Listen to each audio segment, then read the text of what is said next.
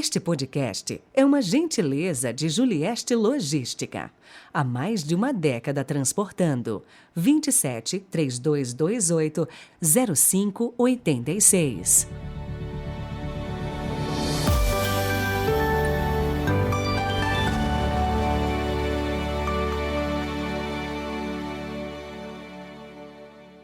Olá, sejam muito bem-vindos a este 29º domingo do Tempo Comum, 16 de outubro de 2022. A liturgia de hoje nos fala mais uma vez da insistência na oração. A gente não pode desistir tão fácil assim das coisas. Pelo amor de Deus, sejamos mais perseverantes e, por que não, teimosos. Rezemos.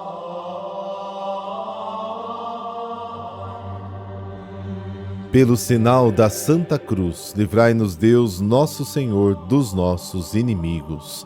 Deus eterno e todo-poderoso, dai-nos a graça de estar sempre ao vosso dispor e vos servir de todo o coração. Amém.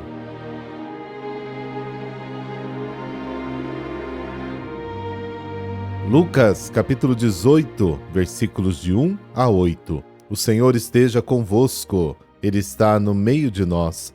Proclamação do Evangelho de Jesus Cristo segundo Lucas. Glória a vós, Senhor. Naquele tempo, Jesus contou aos discípulos uma parábola para mostrar-lhes a necessidade de rezar sempre e nunca desistir, dizendo: Numa cidade havia um juiz que não temia Deus e não respeitava homem algum. Na mesma cidade havia uma viúva que vinha à procura do juiz pedindo: Faze-me justiça contra o meu adversário. Durante muito tempo o juiz se recusou.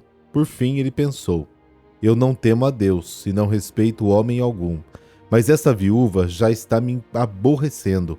Vou fazer-lhe justiça para que ela não venha agredir-me. E o Senhor acrescentou: Escutai o que diz este injusto. E o Senhor acrescentou: Escutai o que diz este juiz injusto. E Deus não fará justiça aos seus escolhidos, que dia e noite gritam por ele? Será que vai fazê-los esperar? Eu vos digo que Deus lhe fará justiça bem depressa. Mas o Filho do Homem, quando vier, será que ainda vai encontrar fé sobre a terra? Palavra da salvação. Glória a vós, Senhor.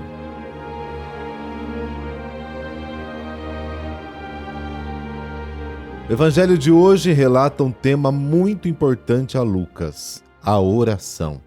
É a segunda vez que Lucas relata as palavras de Jesus para nos ensinar a orar. Da primeira vez, lá no capítulo 11, nos ensinou o Pai Nosso e, por meio de comparações e parábolas, ensinou que devemos rezar com insistência, sem nos cansar. E agora, desta segunda vez, capítulo 18, ele novamente recorre a uma parábola tirada da vida para ensinar a constância na oração. É a parábola da viúva que incomoda o juiz, que não temia a Deus. A forma de apresentar a parábola é muito didática.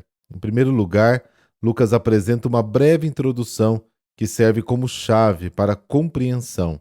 Então, conta a parábola e, no final, o próprio Jesus a explica.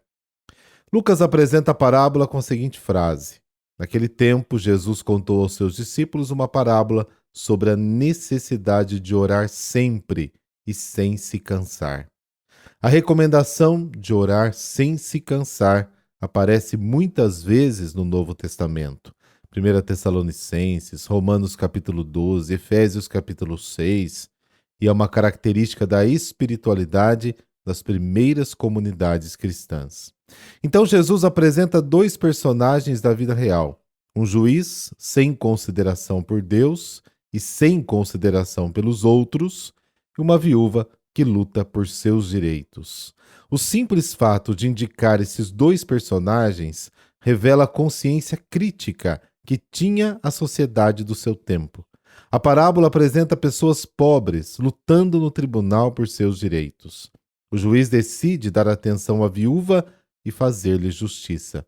O motivo é este: livrar-se da viúva importuna e não ser mais incomodado por ela. Motivo de interesse pessoal, é claro, mas a viúva consegue o que ela quer. Aqui está um fato da vida diária que Jesus usa para nos ensinar a rezar. Jesus aplica a parábola. Vocês ouviram o que fez o juiz desonesto. E Deus não fará justiça aos seus escolhidos que clamam a Ele dia e noite?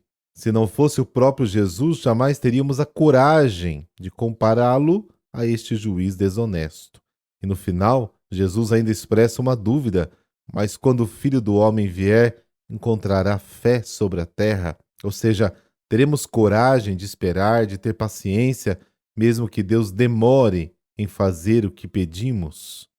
Os primeiros cristãos tinham uma imagem de Jesus em oração, em contato permanente com o Pai. De fato, o sentido da vida de Jesus era fazer a vontade do Pai, como está no capítulo 5 de João. Jesus orou muito, insistiu que o povo e seus discípulos orassem, porque é no confronto com Deus que emerge a verdade que a pessoa se encontra em toda a sua realidade e humildade.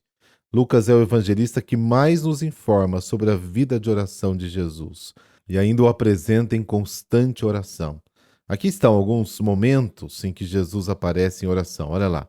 Aos 12 vai ao templo à casa do Pai. Lucas capítulo 2. Reza ao ser batizado e ao assumir a sua missão. Capítulo 3. No início da missão, passa 40 dias no deserto. Na hora da tentação, enfrenta o diabo com textos da Escritura.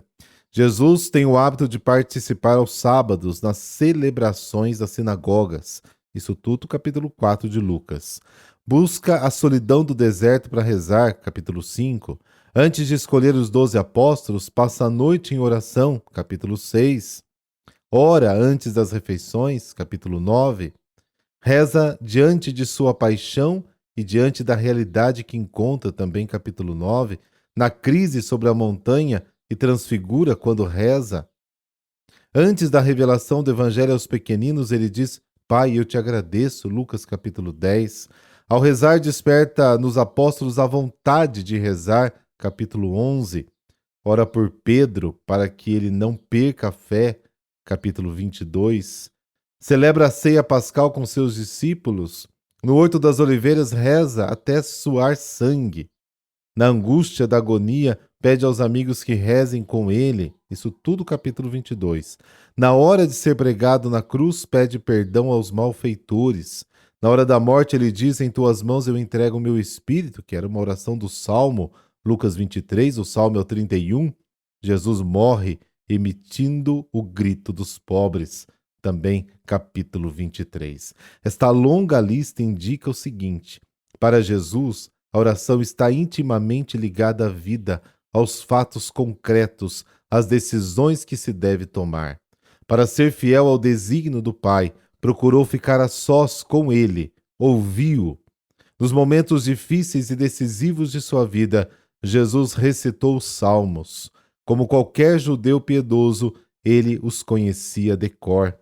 A recitação dos salmos não extinguiu sua criatividade. Pelo contrário, o próprio Jesus criou um salmo que nos transmitiu a oração do Pai Nosso. Sua vida é uma oração constante. Sempre busco a vontade daquele que me enviou. João capítulo 5. A ele se aplica o que diz o Salmo: Eu sou a oração. Salmo 109.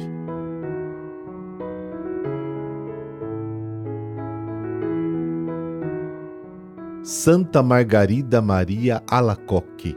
Margarida Maria nasceu no dia 22 de julho de 1647 na modesta família Alacoque.